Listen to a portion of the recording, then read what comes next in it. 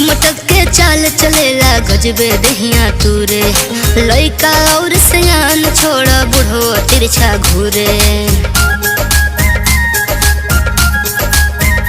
हाँ मटक मटक के चाल चलेला गजबे दहिया तूरे, लइका और सयान के